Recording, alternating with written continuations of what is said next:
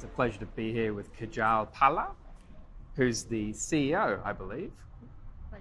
Yeah? Yeah. CEO of Dream City, this lovely, soon-to-be amazing place we're standing in, because where that bin is, there's going to be a train, there's going to be different pods for kids. Like, what is Dream City as a concept?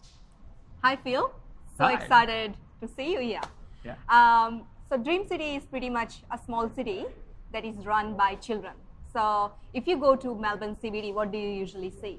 You see a tram stop, you see a hospital, you see a little supermarket.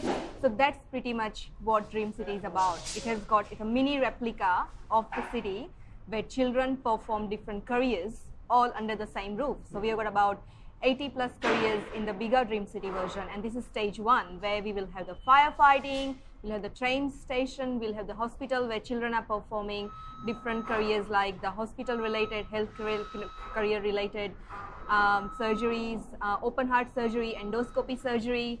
We'll have the firefighters who are actually going into the fire engine and fighting the fire afterwards. So yeah, it's all exciting. And wow. I mean, we're standing on the second level of the DFO, which is the old homemaker center, because they've realized people don't want to buy beds so much, but they do want their kids entertained.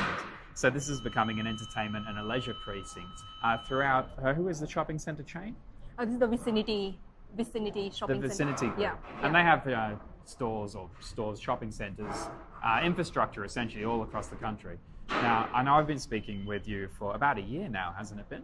Yes, yeah, it's almost a year now. Because this is a concept, it requires investment, it needs funding. You've got a number of people working behind you. So I think, can you share with me some of the people who are working with you? Yeah, so we have got a whole team of amazing people here. Skivelo Construction Partners, they are our construction partners.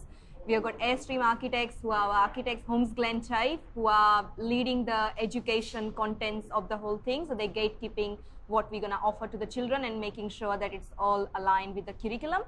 And yeah, and we have got some of the other amazing people like Lisa Nolan, we have got Mark Richardson, who has come all the way from Japan to create the experience. So yeah, very lucky to have everybody on board and making it all happen. And finally, vicinity centers, they're really excited about this whole concept. So they actually see a lot of vicinity centers having Dream City around in the near future. So very exciting to have their support on board.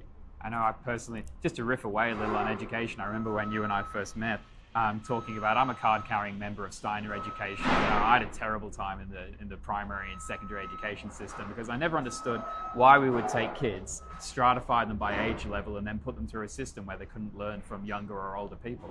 I'll put some links up in the video description. There's a beautiful Spanish documentary called La Prohibida de Education, essentially talking about how we invented the education system in the 1600s, so the Prussians had people to go to war for them. And it hasn't really changed. So to bring experiential learning and to give kids an opportunity to experience what it takes to be a member of society in a way that they find fulfilling, and to do it when they're young, rather than wait till they get to university and say, so what do you want to do with your life? Because how do they know? Yeah, true. I think this is just such a brilliant idea. And you've got backing, and you're doing it. I mean, how is your journey with finding investment in Australia? Terrible, I should say. It is... We've got the marketing people in the background shaking their heads wildly. Yeah, it has taken a long time, but it has been all worthwhile. So Australian market is slow, but it responds well when it responds. So really, really supportive investors that we have got, but the focus is always the purpose beyond profit. So it is all about what we bring to the children, what we bring to the society. And I've been lucky enough to find the business partners who are truly driven by the purpose and not by just the money. And that in itself is the essence of investment. I was talking to a friend on the way in here about your journey and the fact that you have found alignment between people who can use what you need. You've gone out and find people who have a need, and you've brought them this amazing, to be, because it's a construction site right now, opportunity that fits with their requirements. So, I mean, the money is there, it's just that the money has to align with your offer. And you've found that alignment.